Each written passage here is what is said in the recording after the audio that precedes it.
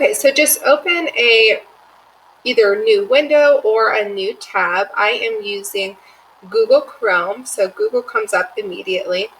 And then over here to the right is where you will see your icon if you are logged in. If you're not logged in, press there, and then there will be a sign in option. If you're already logged in with your student account, then click on the apps, this little waffle here. And click apps, and then go to Drive. Hello. Okay, so we're going to let this load. This is your Drive, so anything that you do through Google, it will be saved here. And we're going to create a Google Drive. So click the plus button for new. It's going to load.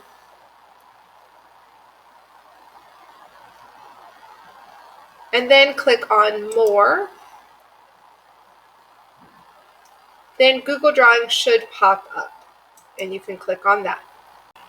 So this is what Google Drawings looks like. If you cannot find it in your Drive for some reason, if you have an adult at home, ask them if they can help you.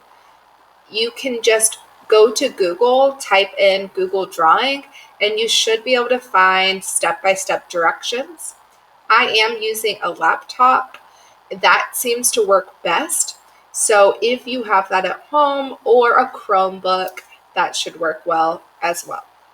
Okay, let's get started. What you should do first is, like everything, we need to put our name on our artwork. So look at my mouse, and you're going to drag it up to the top here. Okay, if I click at the top, it highlights in blue, and then I want you to type your name. So I am typing my name. You are not Brooke Hurlbut, so type your name. And then if you will put your teacher's name, so your classroom teacher. So if I am in kindergarten and my teacher is Miss Brown, I would write Brown. All right, that is really important. It's just so I know whose artwork is being turned into me. Okay, next, what we're going to do is I'm going to show you ways to create a digital piece of artwork. So looking here, it is blank. This is like a blank page for us. If I right click, I can go to background. And then here is where I should decide what hue I want to use. Remember, hue is just a fancy way to say color. And since it's monochromatic, mono means one, chromatic means color. So you need one color. I really love the color blue, so I think I'm going to just click on blue. To do that, it fills in the whole background, which is pretty cool. Something else you could do, right click, background. Here's all my colors. That's under solid, but if I click on gradient, this shows different hues with different shades and tints. So it's showing the different values. If I want to stay with my blue monochromatic theme, then I could click this gradient color. See how it's darker on the corners, but then it gets lighter in the middle?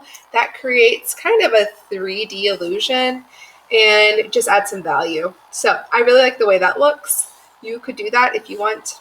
Now, on top of your background, let's start adding some things for our composition.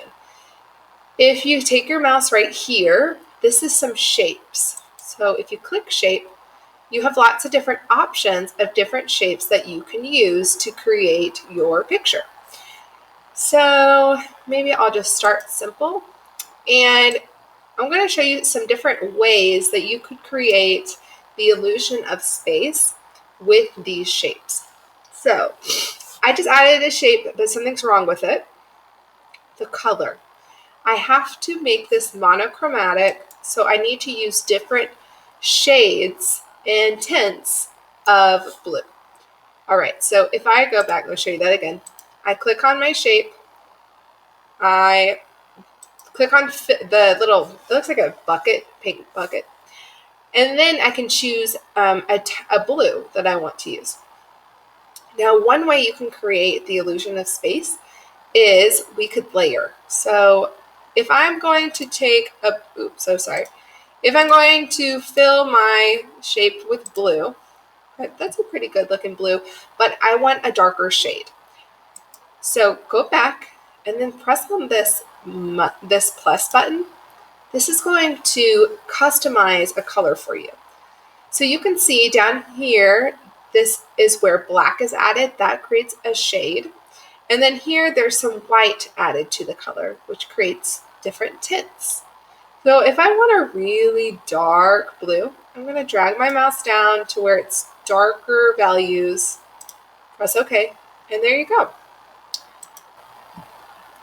Okay, so something else you could do, so that would just be filling the color with a solid color, or filling the shape, sorry. If you do gradient, you can also do custom, so click the plus, and then you can really play around here, and there's all types of different options for you, different settings. So maybe I want to try that, and then if I click my mouse over here, it will change the other color, so maybe white, and I want to show kind of a range there. Let's do center. Ooh, and then if I wanted to do the opposite, click this, do white there, and have it transition to a really dark blue. Okay, let's see what that looks like. Okay, awesome. So I could create the illusion, like it looks like a sphere, right? It looks like a 3D sphere. And that's because I have a really light value in the middle, and then my value gets darker around the edges. So that's something you could do. That's pretty cool. I didn't know we could do that.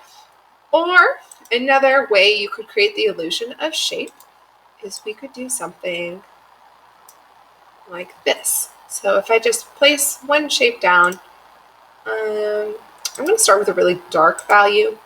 And then if I click it and then I right click and I say copy and then right click, paste, I can just put that shape right on top. But I actually want to like stack them. It's just one way you could do this.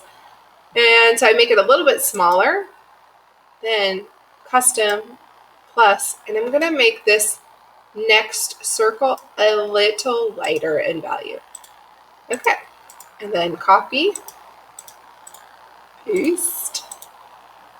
Again, size it down so it's a little smaller. I'm just using these arrows to help. About in the middle, go to your paint, custom. I'm going to go a little lighter in value. Okay, that's looking good. Copy, right click, paste, size it down. And let's create another lighter value. Ooh, yeah, I'm liking that. Copy, paste, and I think this will be my last one.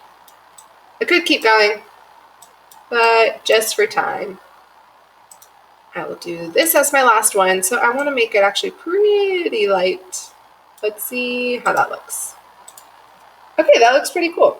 So it looks like the shape is coming towards us out of the paper because it's lighter in value at the top and much darker with the background. So the first circle that we did.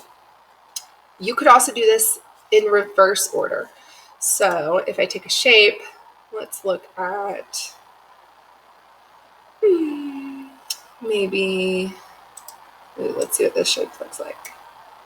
Oh, cool. Okay, and then if I fill this, and since I'm going to go in the reverse order, I want to do a light color.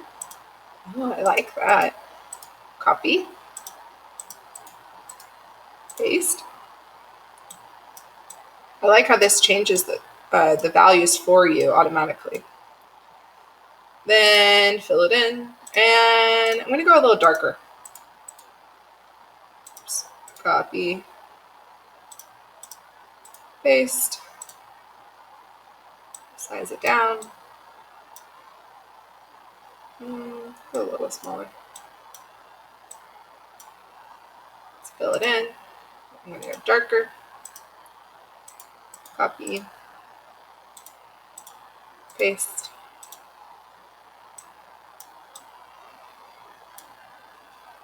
And fill it in. This time really dark. Okay, cool. So that creates kind of the opposite illusion. It looks like it's going further into space instead of coming towards me. And that's because my value is really dark in the middle, and then it gets a little lighter as we go out. So either one can create illusion of space. Definitely, I would play around with this, really experiment, make it how you want it to look. I'm loving that gradient feature, so you might like that too. Again, just how you get there, you do the paint bucket, click on gradient, and then there's some already created for you. Or you could just click on a color, go back to that, do custom. And then this is where you can play with the different shades or tints that you want. So if you wanted like a really dark one there and then a little lighter, see how that looks. Okay, pretty cool. All right, friends. So when you have made a composition that you like using all just one color, because it's monochromatic, then I want you to share it with me. So just click share. You'll type in my name. Hopefully it pops up for you pretty quickly. And press send. Since you wrote your name already here, I will know whose artwork it is, and then I can give you some feedback. Of course, if you wanted to use a different program, like let's say you have a different app that you like to create digital artwork on, you can absolutely do that. Or if you need to take a screen break and you don't want to do it digitally, you can absolutely make monochromatic artwork with crayons, colored pencils, markers even. You could also do this with paint if you'd like. So any of those are always an option. I love to see how creative everyone is every week, and I really can't wait to see what you make this week. Okay, have fun creating your monochromatic art piece.